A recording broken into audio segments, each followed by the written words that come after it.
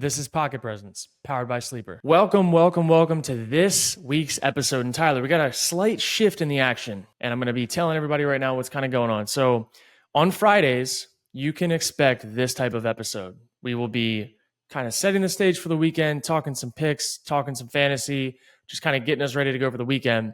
And the rest of everything on this channel is going to be mainly film.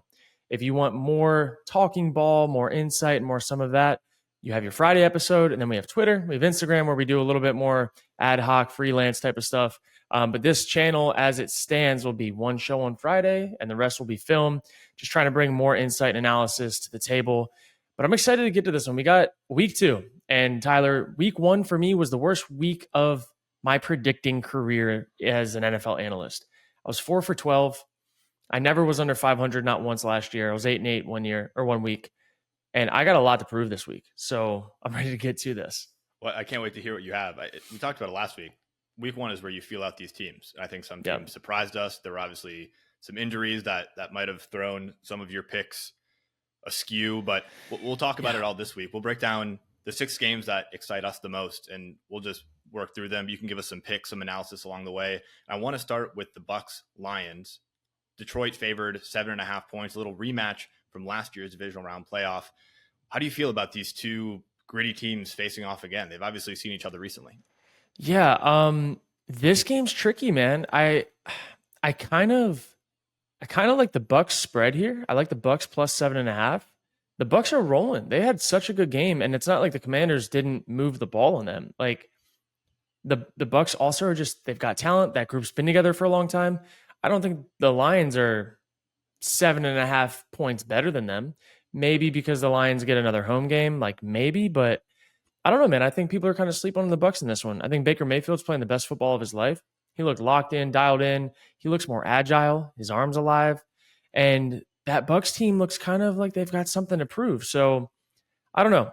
This is going to come down to me. Can the Bucs establish the run? The Bucs weren't really able to run the ball very well against the Commanders last week. They get another chance to do it against the Lions this week. And on the flip side, Jared Goff looked kind of sketchy last week. They won the ball because they were able to run the pill down the Rams' throat. That's why they won the game. Now, are they going to be able to do that against this Bucs defense that has a stout D-line? Jared Goff's going to have to do it with his arm this week. So this is a little bit of a sneaky, I think that the Lions are going to win, but Bucs plus 7.5, I like the points there. From a fantasy perspective, I am a Sam Laporta fantasy owner. A little frustrated last week. I know some Amon-Ra St. Brown fantasy owners were a little frustrated. And then you had the waiver wire gem of the week in Jameson Williams pop onto the scene out of nowhere. So how do you see this Lions offense breaking down from a fantasy perspective? Yeah, their offense wasn't great in that game. They put up, 20 points in regular time. They got that touchdown in overtime to make it 26, kind of bolstered their stats a little bit, but they were really underwhelming against a Rams defense that, in my opinion, is rebuilding. So the Lions, again, it's week 1. They'll probably hit their stride here. They'll get their Amon-Ra 10 targets, their Laporta 8 targets, whatever, rolling soon. But they weren't as sharp as I expected. And I also think that a lot of this comes down to Jared Goff. Jared Goff's got to be better. Jared Goff has got to distribute the ball around. He's got to be able to extend plays, which I don't know, man. I think the Lions kind of tiptoed through that win. I don't think they can tiptoe through this Tampa Bay defense. They're going to have to show up and make plays. Tampa Bay looked like the better team last week if you put them mano-a-mano. And if this game was being played in Tampa Bay, I would actually have the Bucs favored in this game. So I did not love what I saw out of Detroit last week. I'm not going to lie. Take me to the Bucs side. They obviously played a team that's not great. Washington is rebuilding. What do you focus on in the offensive, maybe the quarterback room, if you're the Bucs, to say we're going in against a stout Lions team? Yeah. How do you game plan to beat the Lions? They've got to stop the run because everything that the Lions do starts with the run. Their play action game comes alive with the run. They get those safeties playing up, get the shots over the top. They get their deep crossers when they have to play man or one high. If the Bucs can stop the run and force Jared Goff to beat them with his arm, I actually really like the Bucs in this game. So this is a game that I'm going to be feeling out early. I'm going to be watching it, seeing what goes on. But if I'm the Bucs, man, stop the run, force Jared Goff to be the guy that has to beat you. And then on the flip side, you want to establish the run with Rachaad White. And you don't want to have Baker Mayfield play perfect in a loud environment against a defense that's kind of, plays with the momentum a little bit. So, yeah, fantasy wise, I would expect this to be a big Rachaad White game. I don't think Baker's gonna throw for 4 touchdowns this game. I don't think that's gonna happen. And then on the flip side, Detroit's got to find a way to get Amon-Ra the ball in space, easy completions. Same with Laporta. There was just not enough easy completions to go around last week that I'm assuming via motion, via different splits and bunches, they're going to try to do a little bit more of that this week. So Laporta fans, Amon-Ra fans, I would not be too upset with what happened last week, and I'd be excited about this week. How are they going to get those guys the ball? All right, let's talk Packers Colts. I just had to double check. This is a game at Lambeau Field, even though the Colts are favored -3. That's obviously the Malik Willis factor baked into that line. Although I have seen reports, Matt LaFleur keeps talking. The door is open for Jordan Love to start this week. He's not ruling it out. He said if and not when. I want to ask you first about this idea of Jordan Love having to come back. How is he spending this time this week? Is he focusing on game planning for the Colts? Is he just focusing on getting his knee ready to go? Like, how is he spending his time this week? Yeah, he's getting his knee ready. And I know that they will have a game plan together. But at the end of the day, Malik Willis's game plan is going to be a very simple game plan at the end of the day. It's not going to have a whole lot in it. He just got there a few weeks ago.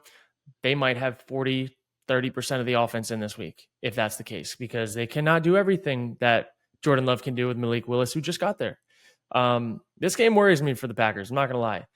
I would say that Jordan Love, not very mobile, is probably still a better chance to win a game than with Malik Willis today. He hasn't been there long enough. That's really hard to do. There's going to be a lot of just nuanced things that he's not going to be ready for in week 2 of this season, having just gotten there. I wouldn't be shocked, honestly, if Clifford's on practice squad, right? Yeah, I think he'll be elevated to be the second guy behind Willis.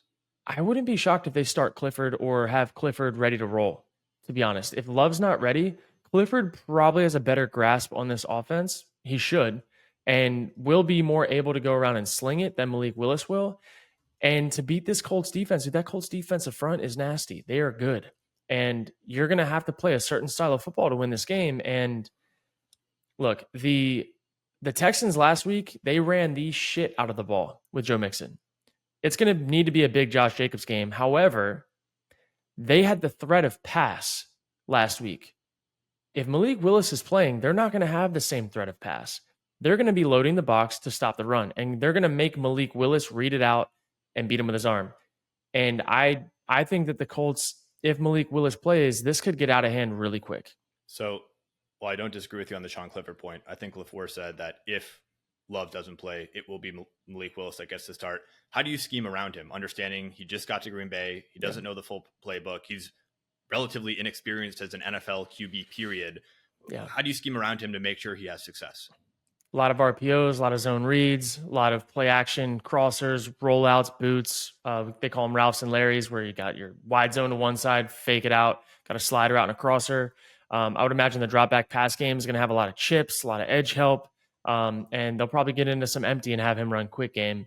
I would not imagine they want to push the ball downfield much. I don't think they'd want to have him read that too high shell that the Colts like to get into. And if you look at it, man, they're going to have to play the time of possession game and the turnover game. And they're going to need their defense on the flip side to be aggressive, punching the ball out, trying to force turnovers, because there's going to be a certain style of gameplay that needs to be played for them to win this game if Malik Willis is playing. Okay, let's hop over to the Colts side of the football. You had a film review this week on Anthony Richardson. As I was watching that game, I was laughing to myself because his final stat line of 9 for 19 wasn't great, but when you looked at some of the plays individually, they were unbelievable, and that's the full Anthony Richardson experience. I couldn't wait to hear your breakdown, and I thought it was very measured. You obviously had some great insight into what he needs to do better, what he did well in that game. What does Anthony Richardson need to do in this game to make sure that the Colts win? And maybe he doesn't have to do a lot if he's starting against Malik Willis. Yeah, Anthony Richardson this game, for them to win, just needs to take the layups. He needs to keep the offense on the field. He needs to not force things. If he can take his 5-yard completions, 10-yard completions, and just methodically move them down the field, I don't think that this defense necessarily is going to give up that 70-yard post for a touchdown. Like, you're only going to get so many of those a year. You're not going to get those often. So they cannot bank on that. They need to be efficient. He had last week, I saw a chart on Twitter, the most separation from receivers being open and the least accuracy out of any quarterback in the league last week. Now, look, he had some wild plays, and some of that shit was crazy. But to consistently win in the NFL against defenses that are solid, that are defenses that are opportunistic, that create turnovers, you can't live in that world. He had some of the most generational plays, right, that we're talking about last week, and they still lost. You cannot expect him to show up and throw 70-yard posts once or twice a week. If that's as good of talent ceiling wise that they could be was last week, throwing the ball down the field, having these big plays, and they still lost, what does that tell you when you take those away and you make him have to be efficient, play in and play out and play in and play out against a defense that's going to show you different looks, that's going to create turnovers? That defense created a lot of turnovers for Jalen Hurts, and they missed a few as well. Like, this defense, say what it is, they let up 30 points or whatever, but they also created really short fields. And if you already did that against Jalen Hurts, you know that that's what is on their mind with Anthony Richardson. And for him to be who he needs to be, he needs to be able to hit the 5-yard outs. He needs to be able to convert on third down and hit the open guy. That's all that they really need him to do. They need him to be a Nick Mullins this week, and they'll win this game. That's what they need. Yeah, I want to ask you about your take on this Packers defense, because I don't think we've talked about it.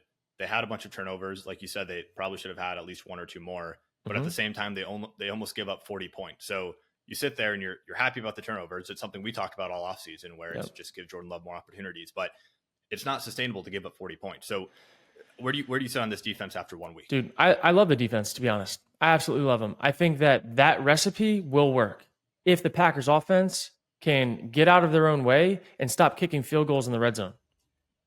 What happens in that game if they go up from creating two short fields 14-0 or 17-3 or 20? You know what I mean? You cannot settle for field goals off of turnovers in the red zone, in the opponent's red zone. That's bullshit. That's terrible offense. And so I want to stop seeing first down runs and second down runs off of turnovers. That's what I want to stop seeing. So go be even more opportunistic on offense. Maybe even go for it, right? Like, if you're settling for 2 field goals in the red zone, if you were to flip the script and just start going for it, and you hit 50% of the time touchdowns, you're scoring more points than field goals, and you're also putting more pressure on the other team. I think that, again, the Packers in that game played not to lose, and the game got out of hand for them, where at the end of last season, the decisions they were making, the play calling, all of that was playing like they had nothing to lose because they were back against the wall, right? So I love the defense. We've been begging for an opportunistic defense, and what comes with that? You create turnovers and you let up big plays.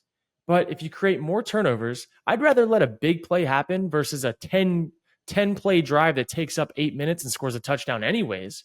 Give me the big play and get the other team the ball back, or get the offense the ball back, while also creating turnovers. Like, let's go, man. It's modern NFL football. So I liked it. I loved the defense. I know people bitched about it online.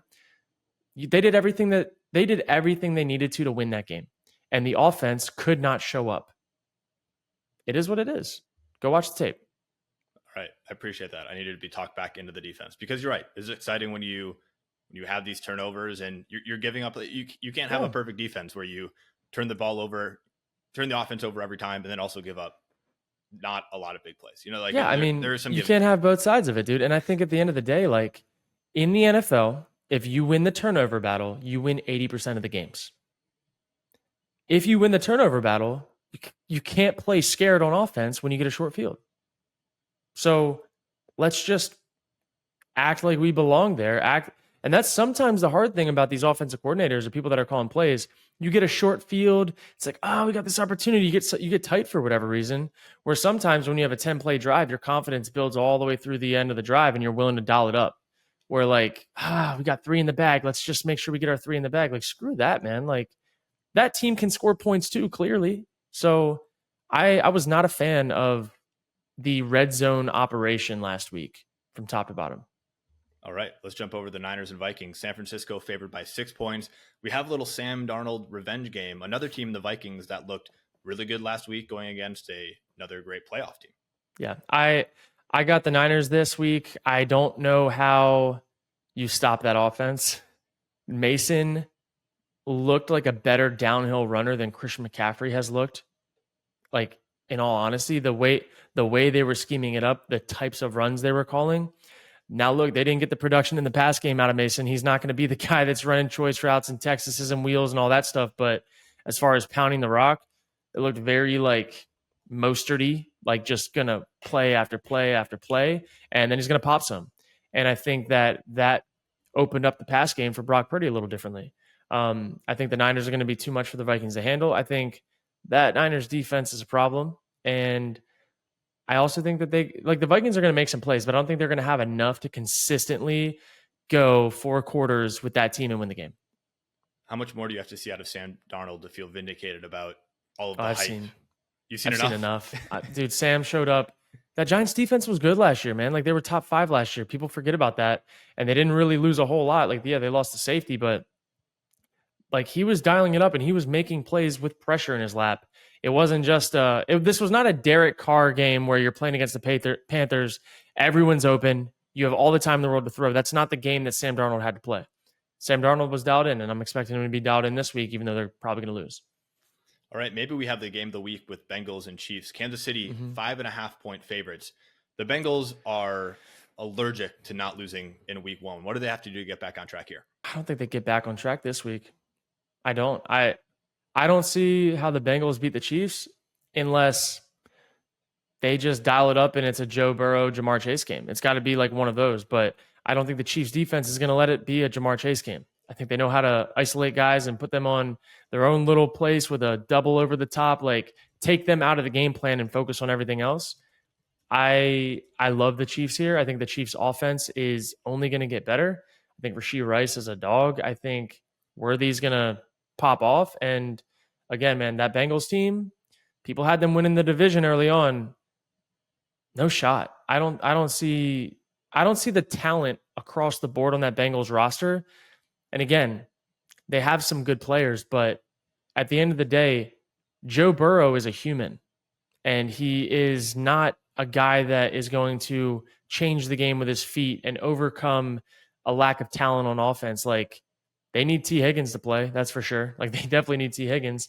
That showed up last week, but I don't know, man. I don't think the Bengals are built for the long haul. I don't. Let's give Bengals fans some optimism here. If you were to poke a hole in the Chiefs and say this would be the reason that they might lose in week 2 to the Bengals, what would that reason be?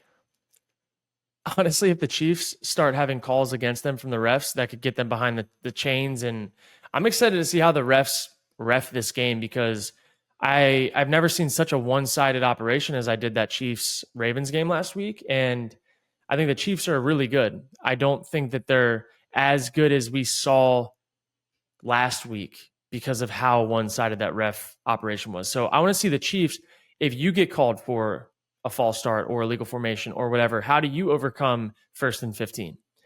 They can do it. They got the talent to do it. They got the play calls to do it. They got Mahomes. Like, they got it. But last week was with everything going their way. So I want to see the Chiefs. How can you operate and overcome when things don't go your way? Because haven't really had to do that a whole lot. Not since the playoffs started last year. We have an exciting Sunday night football matchup. Bears at the Texans. Houston's favored by 6 points.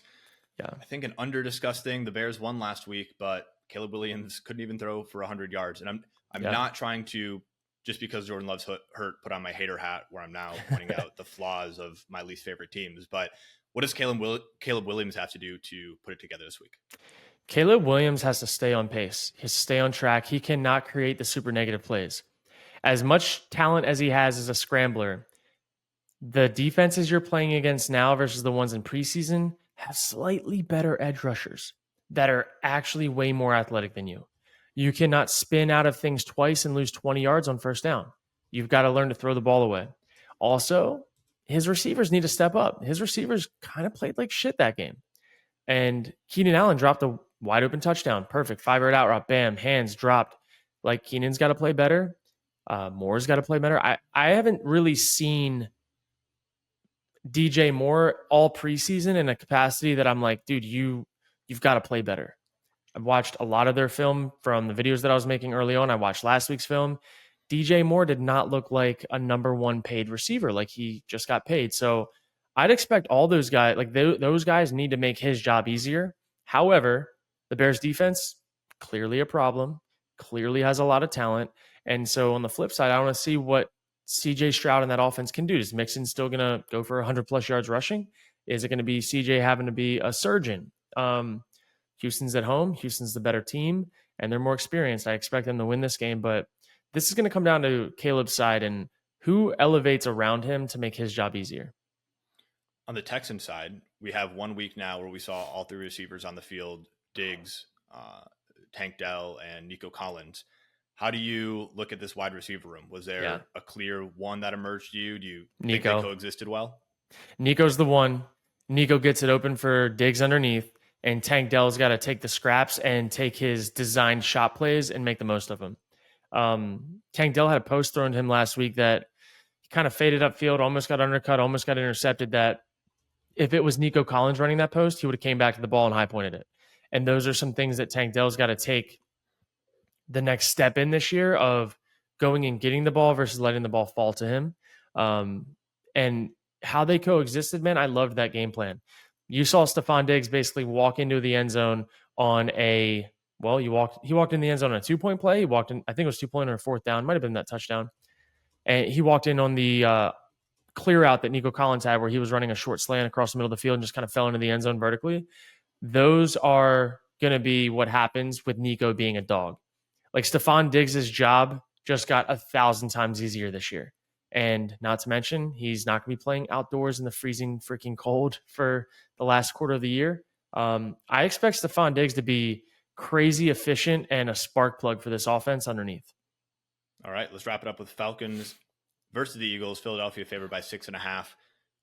How worried are you about Atlanta? They did not look great last week, much less against the Steelers, who I know you were not high on coming into this season. Yeah. How worried are you?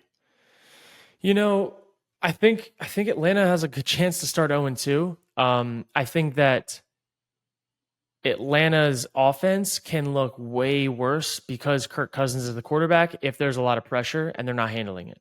He cannot move. He cannot create. He's not that guy. And if shit gets in his lap, he's going to throw it up. That's what he's done his whole career, right? Like that's how they lost that game. Threw a pick into double coverage where nobody had any chance of catching the ball because he was trying to get rid of it from avoiding a sack. Like, if the Eagles can create pressure consistently, they will win this game.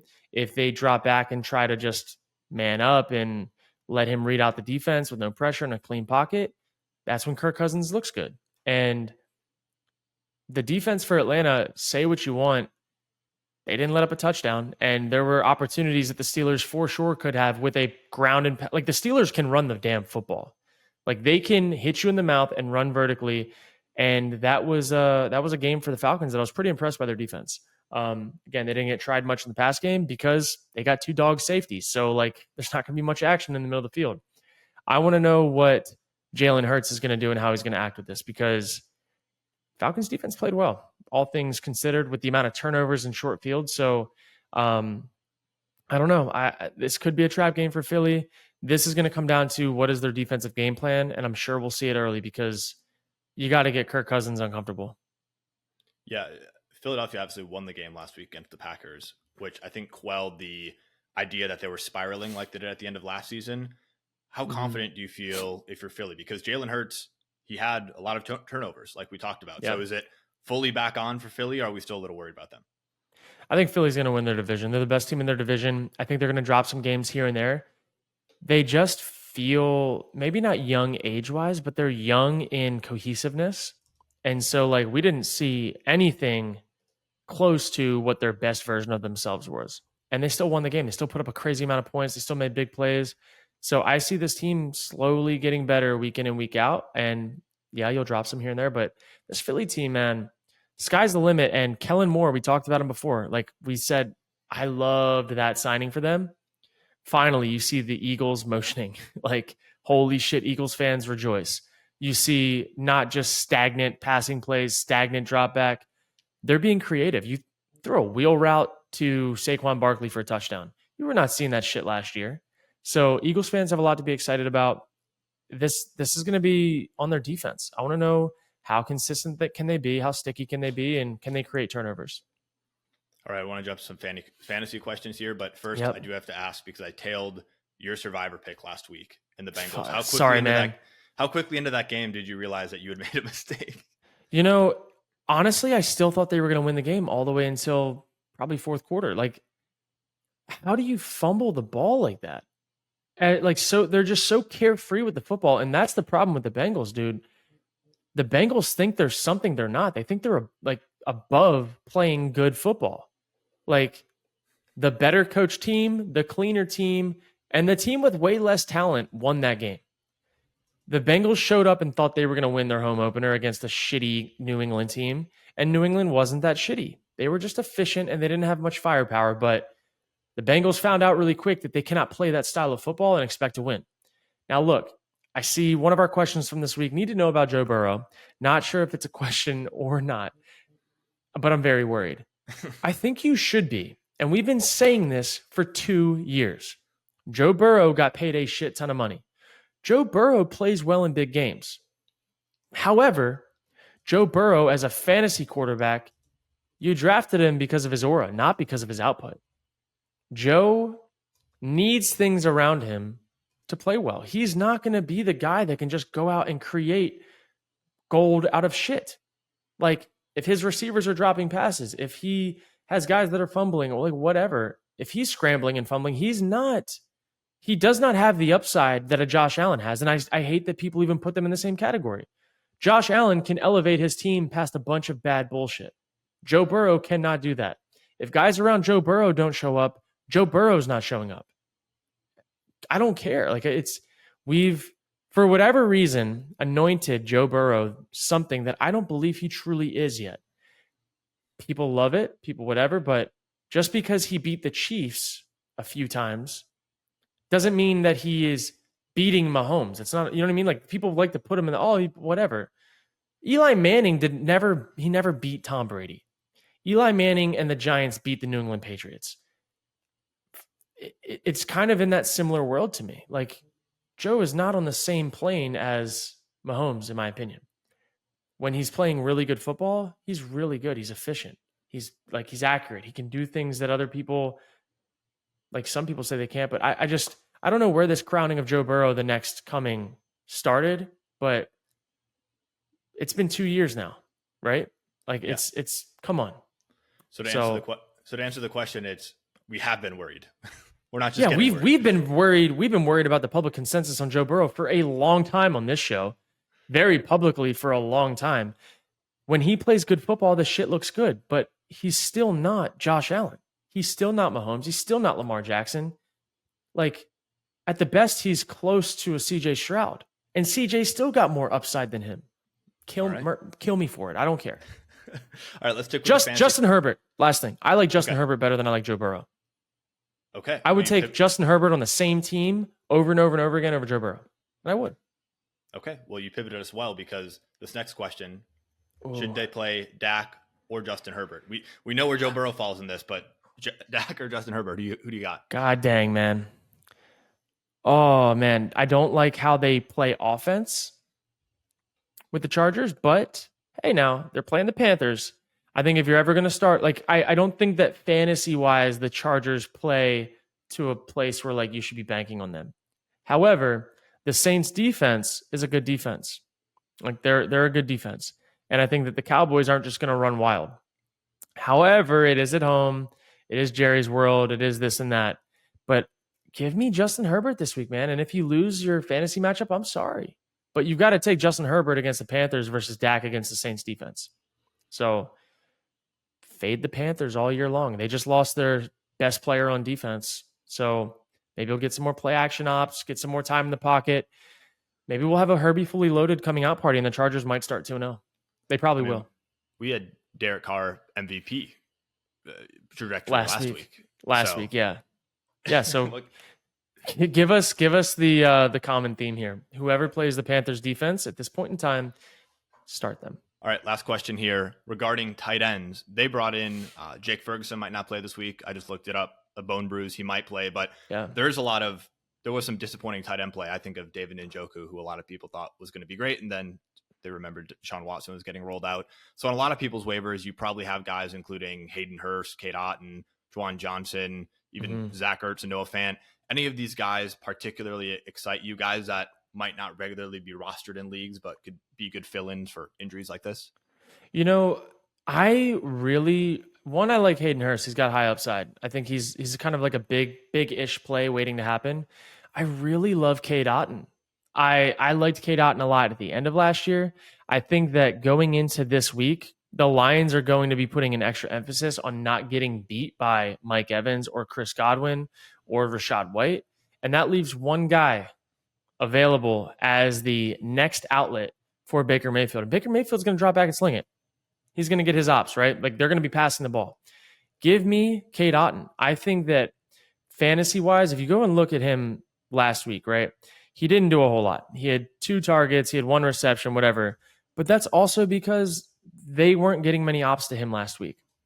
If you go back in his game log to 2023, the last time that they played the Lions, Cade Otton had 15 fantasy points. He had 8 targets, 5 receptions, 65 yards, and a touchdown. When they played Philly in the playoffs, he had 11 targets on 8 receptions, and he had 13 fantasy points.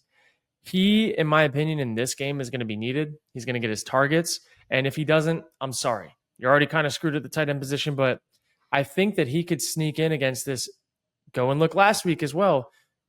Parkinson from the Rams. He had a pretty solid outing if you're looking on waivers for matchups against the Lions, and I think that's where their mismatches are. Take advantage of the tight end on the linebackers. Go with Otton. Cross your fingers and hope for the best. Best of luck. Not always great when you're scrounging the waiver wires for tight end replacements after week 1. But that's fantasy football, and that's what we have this week, Kurt. An exciting slate of football. Some fun primetime matchups. Thursday night football. Looking to be a great matchup. Should have mentioned that, actually. I want to redo that. That's what we have today, Kurt. That's what we have today, Kurt. A lot of fun, exciting matchups, primetime matchups specifically. Looking forward to this weekend. It's going to be a fun weekend, boys. Let's lock in, dial in, get your entries right. Look out for those discounts on sleeper picks, and we'll get rolling. See you guys next week.